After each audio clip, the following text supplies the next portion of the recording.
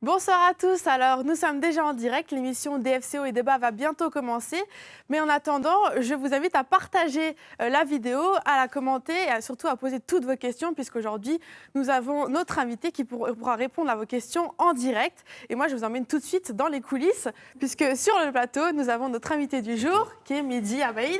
Bonsoir Mehdi, comment ça va? Très bien, et vous? Moi super, hein, je tiens à la forme. Est-ce que vous êtes prêts à répondre à toutes les questions de nos internautes? Bien sûr, je suis prêt à répondre à toutes les questions. Et je pense qu'il y aura pas mal de questions, notamment sur le match qui vous attend ce week-end. Comment est-ce que vous pensez l'aborder? De tout donner, d'être au maximum, d'être agressif et concentré, et surtout de jouer relâché, de jouer notre jeu, ce qu'on sait faire. On en reparlera durant l'émission. J'imagine que vous avez plein de questions, donc n'hésitez pas à poser toutes vos questions durant l'émission. Vous pouvez déjà maintenant commencer à les poser. C'est justement Sébastien qui est avec nous ce soir, qui il vous fait un petit coucou, qui lira vos questions et qui les posera en direct à notre invité. Voilà. Grosse pression. Et donc que ce soit les supporters dijonnais ou les supporters guingampais, tout le monde peut poser des questions, il n'y a pas de problème. Voilà, donc c'est dans quelques minutes sur Facebook. C'est le breton qui parle. Voilà. C'est ça. On ne dira rien. Ouais. Tout le monde sauf la rédaction du bien public. Et Marine? Puis justement, on a un autre invité sur le plateau aujourd'hui, c'est notre consultant du jour, qui est Benjamin Henry. Alors la forme aussi, Benjamin? En pleine forme, toujours. Prêt, les petites notes sont prêtes. J'ai vu qu'il y avait la semaine dernière, enfin il y a 2 semaines, consultant, il n'avait pas de fiche. Là, il y a des petites fiches. Qu'est-ce qu'il y a sur votre fiche? Bon, quelques résultats, histoire de ne pas oublier ce qui s'est passé depuis le début de saison. Notamment le match du week-end dernier. Notamment le match du week-end dernier, ouais, où ils ont été un petit peu bousculés en Corse, mais ils sont revenus avec un point qui fait du bien. Eh ben, C'est On l'heure. va y aller. Ça y est, Marine, ça y est. allez, on y va. Eh ben, moi, je passe derrière l'ordinateur. Je vous dis à tout de suite. Et puis, bonne émission.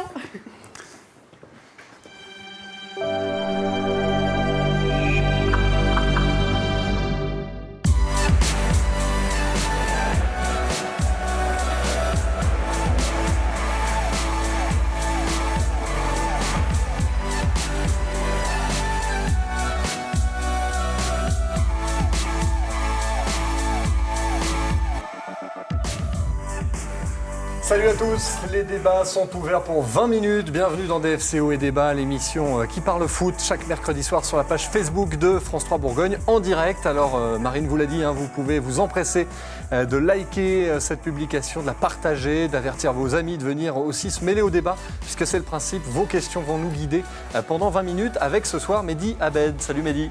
Bonsoir. Merci d'être avec nous. À vos côtés, donc Benjamin Henry du Bien Public. Salut Benjamin. Bonsoir Théo. Et Bonsoir puis tout le monde. Sébastien Kérou qui est là ce soir encore pour relayer vos messages, vos questions. Est-ce qu'il y en a déjà? Alors pour l'instant, Théo, pas beaucoup de questions. Seulement Stéphane, Guillaume qui nous disent tout simplement bonsoir. Alors on les salue également. On espère qu'ils vont nous poser quelques questions. Et si, il y a une question de Guillaume à l'instant en direct. L'ambiance est comment dans l'équipe actuellement? Super bien, je pense que tout le monde s'entend très bien dans l'équipe.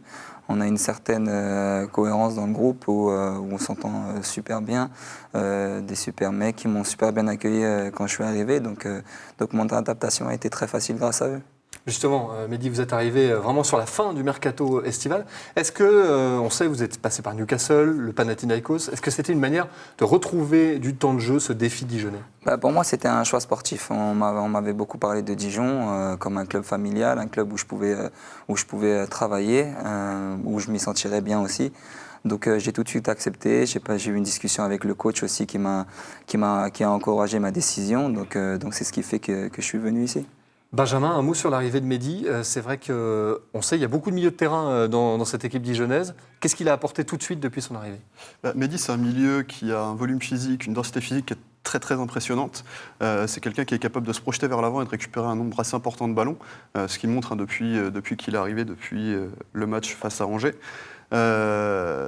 Effectivement, à ce moment-là du mercato, ce n'était pas forcément la priorité de faire venir un milieu de terrain, mais quand une opportunité comme ça se présente, a priori pour les dirigeants dijonnais, il n'a pas fallu réfléchir trop longtemps.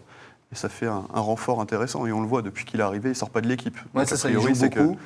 c'est que les qualités sont là. Alors, on va demander l'avis des internautes. N'hésitez pas à nous dire. Qu'est-ce que vous pensez de Mehdi Abed dans le jeu dijonnais? Est-ce qu'il a apporté beaucoup? Nous, on l'a vu, mais après, votre avis nous intéresse. Sébastien, est-ce qu'il y a déjà des commentaires à ce sujet? Non, pas beaucoup de commentaires à ce sujet. Toujours pareil, des questions un peu qui sortent pas trop de l'ordinaire. Comment trouves-tu l'ambiance au stade Gaston Gérard, malgré le fait qu'ils sont en reconstruction actuellement, par exemple?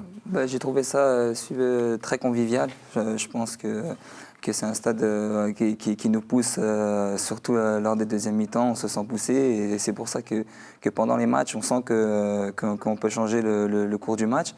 Mais super ambiance familiale, et comme on les aime, quoi. La tribune manquante, c'est pas un trop gros handicap pour le moment? Non, pour le moment, non, mais on espère que ça se remplira dans un futur proche. On va revenir sur ce déplacement en Corse. C'était samedi soir et ce match nul 0-0 ramené de Bastia. Qu'en avez-vous pensé de ce résultat? Est-ce que c'est plutôt un bon nul? Est-ce que c'est décevant par rapport au contenu? Mehdi, on a senti que vous avez fait le gros dos pendant 90 minutes. Ça n'a pas été facile. Vous avez compté sur un énorme gardien. C'est vrai. Ça a été très, très difficile. Baptiste nous a beaucoup aidé. Et on est rentré dans le jeu bastien, en fait, qui est un jeu plus physique, aérien. On n'a pas su faire ce qu'on fait d'habitude, qui est de jouer au football, de jouer notre jeu. Bon, les conditions n'étaient pas bonnes, on va dire. Mais c'est vrai qu'on aurait pu faire ce qu'on avait pu faire sur les précédents matchs.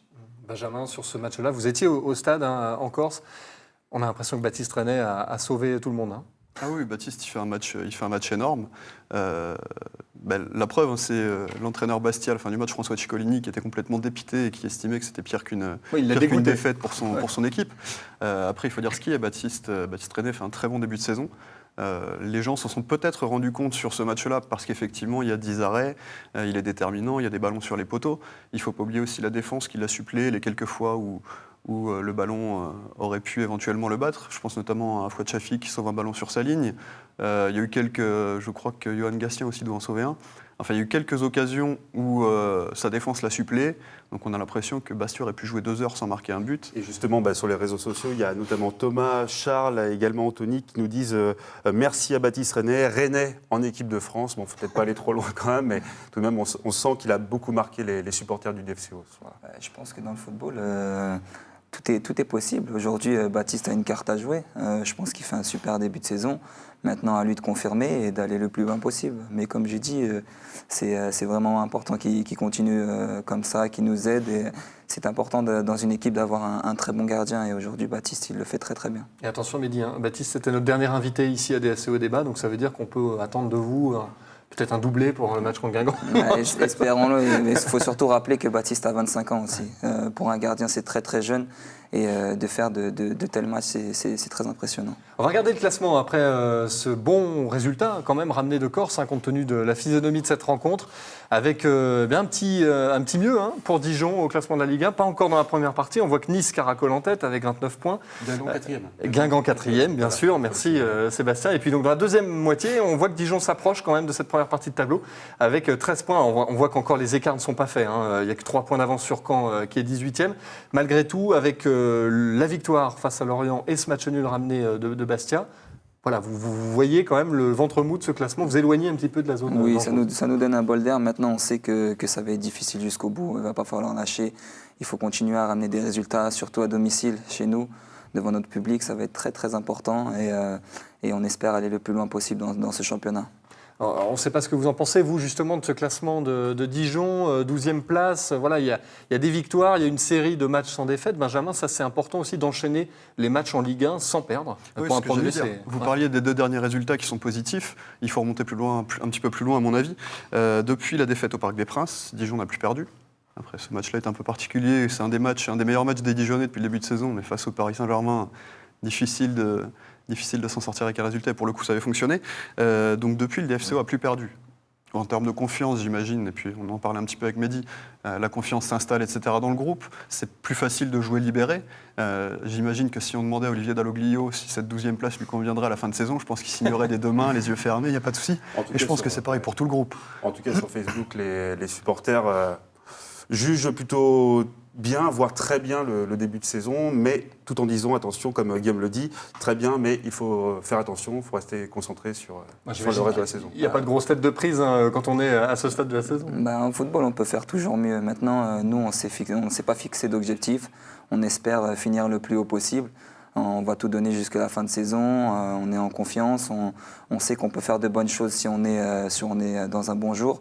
Maintenant, à nous de prendre chaque match les uns après les autres, pour aller le plus haut possible. Il y a François Mourette qui nous pose une question. Alors, je suppose que François est supporter de Guingamp, puisque la question qu'il vous pose, c'est prêt pour prendre une tôle? Forcément, ça charrie. On est sur Facebook, c'est autorisé, c'est dans les règles. Nous, contre les grandes équipes, on a fait de bons matchs cette saison. Je pense que, comme rappel, on peut voir le match de Saint-Etienne, de Rennes ou du Paris Saint-Germain, où on a fait de très bonnes prestations. À nous de reproduire ce genre de match-là. Il y a quand même 2 équipes bretonnes qui sont venues à Gaston Gérard depuis le début de saison. Et qui sont partis avec 2 défaites. Ouais. Voilà. Donc attention là, attention Benjamin, ça va exciter un petit peu tout le monde là sur Facebook. C'est pas forcément le but. Jamais 2 sur 3, c'est pas forcément. Ça se vérifie pas forcément à chaque fois. Très bien. Par rapport à la Ligue 1, justement, le championnat que vous découvrez avec Dijon, par rapport à Newcastle, à la Grèce. Quel est votre premier sentiment après quelques matchs ? Je pense qu'il y a un très bon niveau en Ligue 1. Maintenant, je ne la connais pas totalement, donc je ne peux pas vous dire... Qu'est-ce qui change, par exemple, entre les matchs à Newcastle et les matchs avec le Pana, dans le rythme, dans le côté je pense qu'ici, c'est un peu plus technique. Un peu plus technique, un peu plus tactique aussi. Comme je joue en Angleterre, c'était un peu plus ouvert, un peu plus physique. Ici, c'est vrai que c'est différent. Benjamin, sur la situation du DFCO, on a le sentiment que face à Guingamp, c'est un gros défi qui arrive samedi prochain. L'objectif, c'est quoi ? C'est de rester maître à Gaston Gérard, d'essayer de continuer cette belle série ? Ouais, je pense que dans la mesure où les Dijonnais auront la possibilité de poursuivre cette série sans défaite, au moins, ça sera une bonne chose. On le voyait tout à l'heure sur le bilan, après 11 journées, il y a 3 victoires, 4 nuls, 4 défaites. L'idée serait d'équilibrer tout ça éventuellement. Enfin, j'imagine que... Pareil, il signerait sans trop se poser de questions au préalable. Après, dans la situation actuelle du DFCO, il y a 2 choses qui sont importantes. Il y a le résultat, forcément. Ça, c'est tous les week-ends la même chose, mais il y a le contenu aussi. Le dernier match contre Bastia, il y a eu quelques difficultés à exprimer le jeu.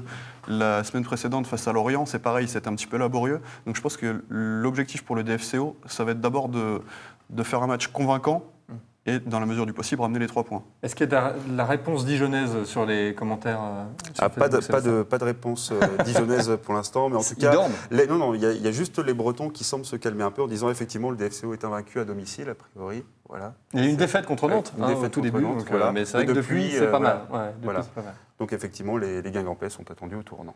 Comment vous appréhendez cette rencontre, ce match de samedi face à Guingamp, qui tourne fort, qui est invaincu sur le mois d'octobre, qui est désormais 4e du championnat. Dites-nous ce que vous attendez, notamment de Dijon, sur cette rencontre. Mehdi nous l'a déjà un peu dit. Est-ce que le fait que cette équipe soit 4e vous motive davantage avant d'aborder ce match ? Bien sûr, chaque match va être important pour nous. On doit prendre les matchs de la meilleure des façons. Aujourd'hui, c'est Guingamp qui est 4e, mais ça peut être quelqu'un d'autre.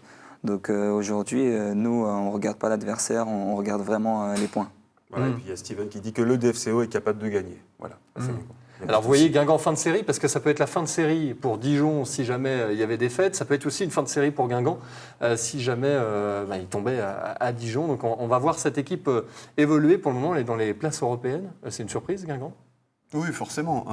C'est un petit budget par rapport à la Ligue 1. C'est une équipe où il n'y a pas de grosses stars. Mais c'est une équipe où il y a un état d'esprit et c'est le genre de parcours dont doit s'inspirer Dijon finalement, puisque c'est aussi une équipe avec un budget limité et qui doit construire sur des valeurs qui sont autres que celles de se bâtir un effectif à coups de millions. C'est aussi un succès pour Antoine Camboiré, qui a été très bon avec Paris puis Lens, et là qui réussit à Guingamp. Oui, tout à fait. Antoine Camboiré, c'est un entraîneur qui a déjà prouvé par le passé qu'il était capable d'avoir de super résultats. On l'a vu notamment à l'époque au Paris Saint-Germain. Maintenant, est-ce que ça va durer longtemps ? C'est la question. C'est la même chose pour tous les clubs qui profitent de cette dynamique. En souhaitant bien sûr pour les Dijonnais que ça s'arrête dès samedi. Et Yann Guérand qui nous dit que ce sera un match entre 2 équipes à budget modeste qui jouent avec des qualités similaires, du jeu, du courage, du respect. Ce sera une belle partie. Voilà. Voilà, son d'Enguerrand-Artaz. Alors il y a aussi un élément important, c'est que Dijon est en train de vider son infirmerie quand même en ce moment, avec le retour peut-être de Marvin Martin qui s'entraîne en tout cas avec vous depuis quelques jours. Il y aura le retour de Florent Balmont aussi, on les voit là, les absents, et puis Cédric Varro qui était suspendu, qui revient aussi dans l'effectif. Ça j'imagine, ça vous booste aussi un petit peu. Je pense que ça va être très important, même primordial. Des joueurs comme Flo, comme Marvin et comme Cédo vont être très très importants. Ils ont l'expérience, ils connaissent la Ligue 1 et ils vont être très très importants pour nous. Oui. On a le sentiment parfois que, notamment sans Florent Balmont au milieu de terrain, l'équipe a été un peu perdue et pas aussi efficace. C'est vrai qu'il arrive à nous calmer, à calmer le jeu, à nous faire jouer. C'est vraiment un des patrons du milieu de terrain et il est vraiment très important pour nous. Alors on va parler un petit peu de Marvin Martin, on sait que ça intéresse beaucoup les internautes qui suivent le DFCO. Benjamin, Marvin Martin, il est de retour, il est prêt éventuellement à être dans le groupe, voire à jouer? Si on dit oui aujourd'hui et que si par malheur il y avait une tuile dans les 3 jours, ouais. On ne peut pas encore savoir. Il faut prendre son temps avec Marvin Martin. Je pense que c'est ce que fait plutôt bien le staff depuis le début de saison. Quand il est arrivé, ça a été annoncé comme un pari, aussi bien pour lui que pour le club. Attendons de voir. Après, si effectivement il est prêt, qu'il a quelques minutes dans les jambes, on l'a vu notamment pendant la préparation et sur les matchs amicaux, en termes de football, c'est un régal quand il est en pleine possession de ses moyens physiques. Martin, mais également Florent Balmont. Il y a Christopher qui nous dit notamment Balmont, depuis qu'il est plus sur le terrain, on contrôle moins le milieu. C'est vrai? C'est vrai, je pense qu'il a un contrôle du milieu de terrain. Comme j'ai dit, il a une certaine expérience, une certaine vision du jeu qui est importante pour nous. Sur les matchs qu'on a pu faire ces 2 dernières semaines, c'est vrai que ça a été très difficile sans lui. Mais on est très positif sur le fait qu'il revienne bientôt. Alors vous avez perdu en Coupe de la Ligue face à Sochaux, au tir au but. Vous n'avez pas joué ce match-là, vous étiez laissé au repos. Mais est-ce qu'il y a de la déception? Alors on sait que du côté des supporters, on a envie de tout jouer. Le président l'avait dit au début de saison, on veut jouer les coupes cette année, ça fait longtemps qu'on n'a pas fait quelque chose. C'est une déception aussi dans le vestiaire, ou vous vous dites on va pouvoir se concentrer un peu plus sur le vestiaire était très déçu de perdre au tir au but contre Sochaux. On avait comme ambition d'aller le plus loin possible. Maintenant, ça va nous permettre aussi de nous tourner vers le championnat et de tout donner pour aller le plus haut possible. Benjamin, c'est un mal pour un bien, cette défaite contre Sochaux? C'est toujours la question qu'on peut se poser. C'est vrai qu'un parcours en Coupe de la Ligue, ça permet de mettre un coup de projecteur, enfin Coupe de la Ligue ou Coupe de France ou peu importe la compétition. Mais ça et puis il y a cette affiche face à Marseille en plus qui arrivait. Il y avait potentiellement la venue de Marseille et Gaston Gérard. Donc effectivement, sur le coup, ça peut être une déception. Après, comme le disait Mehdi, il y a le championnat qui reste de toute façon la priorité pour le DFCO. Le championnat qui va être encore très long. Il va y avoir besoin de mobiliser toutes les forces. Et c'est vrai que la Coupe de la Ligue, ça peut engendrer des déplacements en semaine. Ça peut faire... Quand on sait que l'effectif du DFCO n'est pas forcément le plus quantitatif du championnat. Est-ce que c'était une déception pour vous aussi d'avoir vu Dijon comme ça sorti au tir au but, Sébastien? Est-ce qu'il y a des réactions là-dessus? Il y a Romain qui nous dit la Coupe de la Ligue, on n'avait pas l'équipe type de Ligue 1, sinon on aurait gagné. C'est vrai qu'il y a eu du turnover, forcément, c'était aussi une occasion de notamment vous, de vous laisser souffler. Oui, c'est important pour le turnover de l'équipe. Il y a des joueurs qui ont besoin de plus de temps de jeu, qui ne jouent pas énormément, et ça leur permet de se montrer, de se jauger aussi physiquement. Donc c'est important pour toute l'équipe que ces joueurs restent en forme aussi pour remplacer si un jour dans le championnat il y a des blessures. Alors, il y a un objectif. Il y a Pascal qui dit de toute façon pas besoin de cette coupe en bois. C'est pas trop grave. Ça c'est ce qu'on dit quand on l'a perdu généralement. Il y a un autre sujet intéressant. Je ne sais pas s'il y a beaucoup d'internautes algériens qui regardent notre émission. Alors il y a Mahmoud notamment, il y a donc Guillaume également qui nous demande quels sont tes objectifs avec le DFCO et avec l'Algérie. Voilà. Alors avec le DFCO, c'est comme j'ai dit le maintien. C'est vraiment ce qui me tient à cœur cette saison. Et puis avec l'équipe d'Algérie, c'est tout d'abord d'aller à la CAN en janvier et surtout se qualifier pour la Coupe du Monde. C'est ça, il y a un match qui arrive là au Nigeria le 12 novembre. Qui va être très très important. S'il y a défaite ou nul, ça va être très difficile de se qualifier, mais on reste positif, on sait qu'on a l'équipe pour aller le plus loin possible. On a de très bons joueurs dans l'équipe, à nous de faire le travail, comme on dit. Le sélectionneur de l'équipe d'Algérie était venu vous voir face à Paris, au Parc des Princes. Est-ce que pour vous, le fait de venir à Dijon et de retrouver des minutes, ça a été décisif pour retrouver cette sélection? Bien sûr, c'est pour ça que je suis venu ici. C'était vraiment un choix sportif. Comme j'ai dit, je voulais pouvoir jouer chaque week-end et me dire d'être bien physiquement pour pouvoir intégrer cette sélection nationale. Et justement, il y a Karl qui s'inquiète, en fait. Il nous dit que le DFCO, finalement, va perdre plusieurs joueurs à cause de la CAN, justement, en janvier.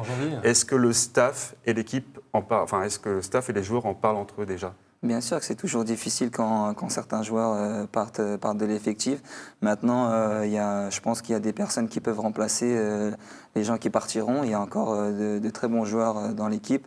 À eux, ça va être pour eux décisif pour pouvoir se montrer, pour pouvoir jouer quelques matchs aussi. C'est un danger pour Dijon, Benjamin, cette CAN qui se profile au loin? On sait que Tavares était parti une CAN et ça avait un peu coupé la saison de Ligue 2 de Dijon il y a quelques temps. Ah oui, effectivement, ça peut avoir des conséquences sur l'effectif à l'instant T. Après, il faut voir dans quelle situation sera le DFCO au moment de la CAN. Si la CAN était la semaine prochaine, j'aurais tendance à dire qu'effectivement, ça serait catastrophique parce qu'il faut engranger des points à un maximum en ce moment, d'autant plus qu'il y a eu quelques joueurs qui étaient blessés. Maintenant, on verra où se trouve le DFCO au mois de janvier. Les supporters, ils sont très inquiets justement par rapport à la CAN. Il y a Romain et Rémi justement qui s'inquiètent. Ça peut concerner Mehdi Abed, ça peut concerner aussi la défense avec Younis Abdelhamid et Fouad Chafik avec le Maroc. Donc c'est vrai que ça peut faire trois éléments. Ça peut faire mal à Dijon. On va regarder ensemble, on n'y est pas encore à la CAN, on aura l'occasion d'en reparler. De toute façon, c'est un bel objectif aussi pour les joueurs eux-mêmes. On va regarder d'abord les 3 prochains rendez-vous qui attendent le DFCO, notamment en Ligue 1, avec donc ce Dijon-Guingamp de samedi à 20h. Ensuite, ce sera un déplacement donc, après la trêve internationale le 19 novembre à Nancy, donc un duel de promus qui va compter cher aussi celui-là. Et puis ensuite, un deuxième déplacement d'affilée à Bordeaux. Mehdi, c'est pas un programme facile, mais ça va être comme ça jusqu'à la fin de la saison. C'est pas facile, mais comme j'ai dit, on arrive à faire de bons matchs contre les grosses équipes. Maintenant, il va falloir, comme j'ai dit, tout donner jusqu'à la fin de saison et prendre le maximum de points vraiment. Est-ce qu'il y a une dernière salve de questions comme ça pour Mehdi? On arrive à la fin de l'émission. Il y a une question qui est revenue assez souvent. Pourquoi le numéro 17? En fait, j'avais pas le choix. J'étais parti pour prendre le numéro 23, mais il était occupé, donc il y avait le 17. Il n'y a pas de raison particulière pour le 17? Non, il n'y a pas de raison particulière. Quelle déception. Une dernière pour la route, non, Sébastien? Voilà. Imagine si tu es meilleur passeur de Ligue 1, ta première réaction, ce serait quoi? Je serais très heureux. Je pense que je fêterai ça avec mes coéquipiers.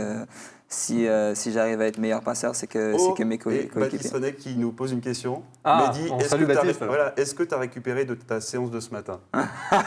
Qu'est-ce qui s'est passé? Ils m'ont charrié en fait, comme le coach m'a laissé au repos aujourd'hui et que tout le monde s'est entraîné. Bon, j'ai reçu quelques petites blagues de mes coéquipiers, mais bon, ça a été sympa. C'est un traitement de faveur? C'est quoi ce repos? Non, c'est pas un traitement de faveur, mais c'est vrai que je me sentais fatigué après la sélection, après les voyages, après tout ça. Ça n'a pas été facile, donc le coach m'a laissé souffler aujourd'hui.